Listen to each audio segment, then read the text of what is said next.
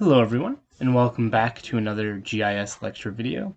And in this GIS lecture video, what I want to do is I want to continue our discussion on GNSS by focusing in on this line of communication right here between the space segment, which consists of satellites in orbit, and the user segment, which consists of you with your smartphone or your car with its integrated GPS. And I want to explain how your smart device is able to know where it is at given the information presented by satellites. Okay. And so what we're going to talk about is this concept called trilateration.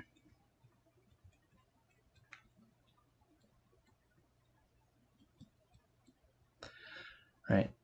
And the sort of takeaway general principle behind trilateration is that if you have 3 points in space and you know your distance from them, then you can figure out where you are, right?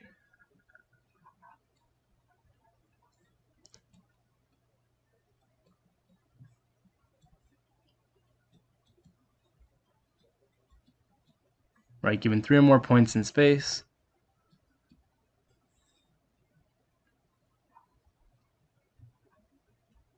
and your distance from them,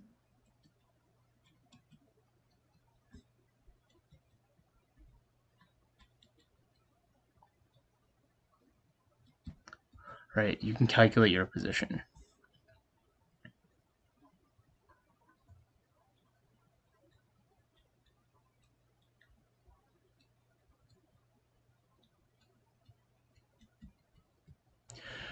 Right.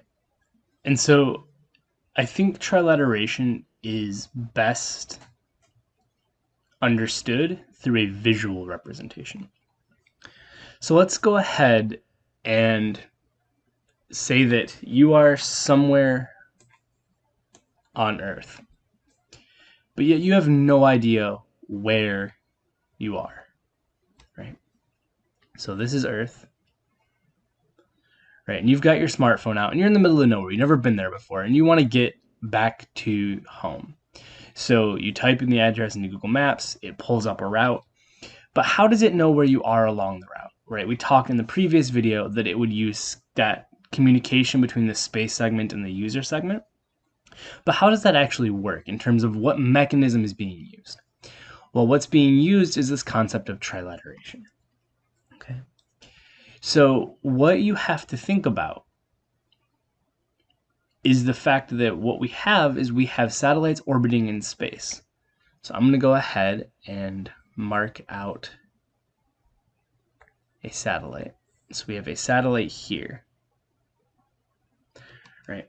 And it's sending out a signal to your receiver.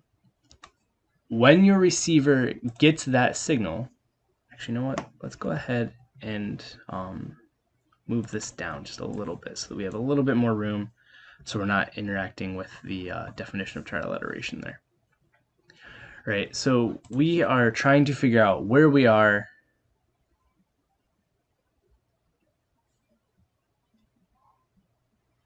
on Earth. Right, we know we're somewhere on Earth, we don't know where we are. Right, but what we do know, or what we do have, right, is we have satellites in the space segment, right, orbiting in space. Right, so let's say that we have satellite 1. So this is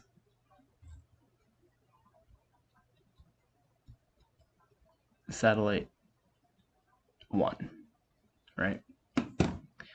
Now, it sends out that coded message, right? And our cell phone, right, in this case we're going to use our smartphone, right, picks up that signal. And we'll talk about in the next video how it knows this. But from that signal, right, it knows that it is a certain distance away from that satellite.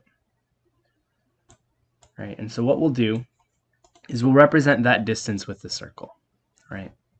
So what this circle represents, right, is this is your distance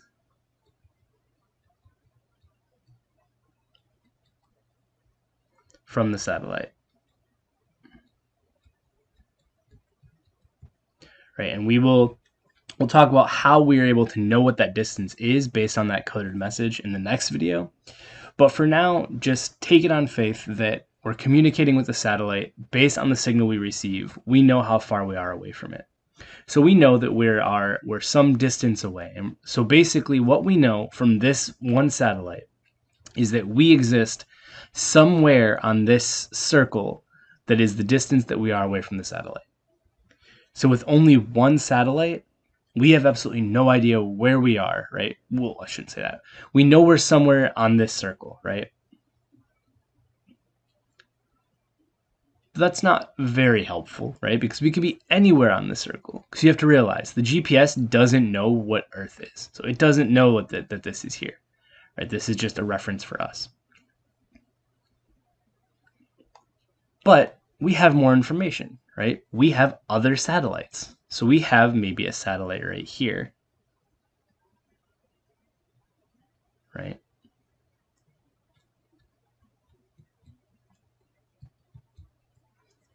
My handwriting is getting progressively worse here. Satellite 2, right? Satellite 2 is also sending out a signal, right? Our GPS on our smartphone is picking up all kinds of signals from all the different satellites, right? So it's picking up this signal as well. And again, right, just like before,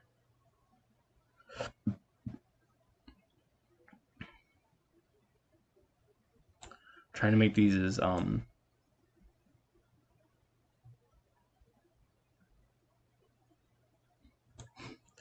as perfect circles as possible, but right? So we got another signal, right? And again, this circle is all distances, is all locations that are the correct distance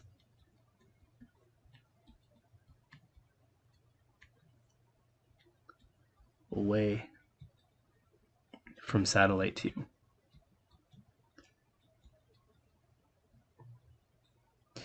Right? So think about this for a second, right? We now know from communicating with satellite 1, right, that we're some distance away from satellite 1 as represented by this light blue circle here. So we know that we have to be somewhere on this light blue circle, right? But we also are in communication with satellite 2, and we know that we have to be somewhere on this darker blue circle here, right? Because that's the distance that we are away from satellite 2. So what does that let us do? Well, we know at a minimum, right, that we have to either be here or here, right? So these little star thingies here, these are possible locations of the user, right? When we were only communicating with one satellite, right, our possible location was anywhere on this circle that was the proper distance away from the satellite, of the one satellite we were communicating with. Once we were communicating with two satellites at the same time, right, we were able to narrow that down to only the two places, right, where those satellites intersected, right, here and here, because these are the only two places that meet the criteria of being the correct distance away from both of the satellites that we're communicating with. Okay? We can go a step further, and in fact, we do go a step further, right? Now, we're not just communicating with two satellites, right? We're communicating with a third satellite.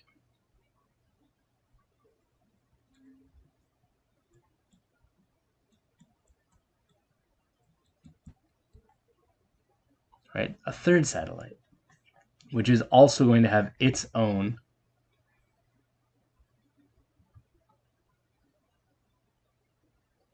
right circle. Right? And again, right, this darker blue line here, I'm not going to write it again because we're starting to get crowded with everything, right? But this line right here represents all of the distances they're the proper distance away from satellite 3. Okay? So we're communicating with 3 satellites at the same time. We know our distance,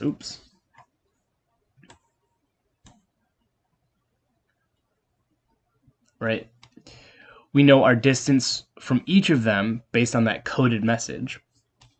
And so based on that, right, when we had one satellite, we only knew that we were on the circle relative to that. When we were communicating with 2 satellites, right, we knew that we were only able to be at the location where those 2 satellites intersected, right? That was this point and this point.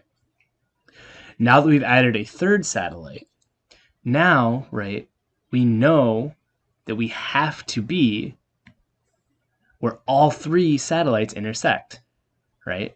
And this point right here is the only spot where all 3 of the circles overlap each other, or intersect each other, I should say. Overlap means something different, right?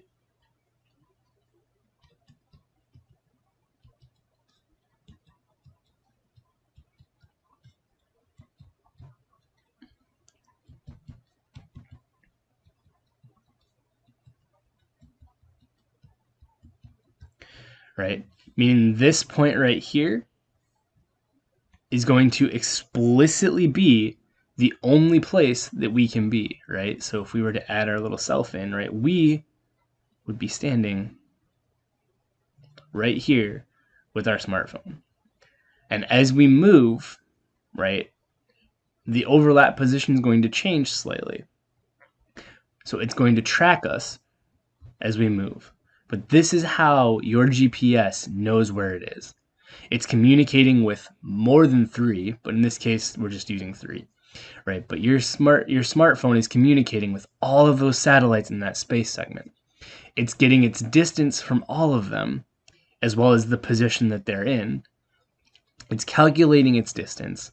It's overlapping all of those different spheres to figure out the only places where those spheres intersect is where you have to be. Okay? So this was done in 2 dimensions because it's easier to draw, but you have to realize in actual real world GPS, right? This is happening in 3 dimensions, so you would actually use a 4th satellite. Let me actually make a note of that. I'm going to make this in a different color. In 3D, we need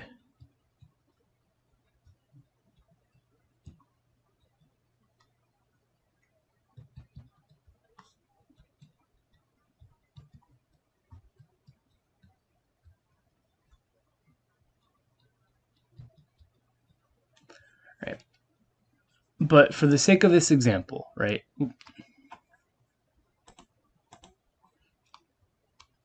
For the sake of this example, again, just to hammer this point home, your smartphone is communicating with all 3 of these satellites. It's getting the coded messages from each of them that's giving up their position.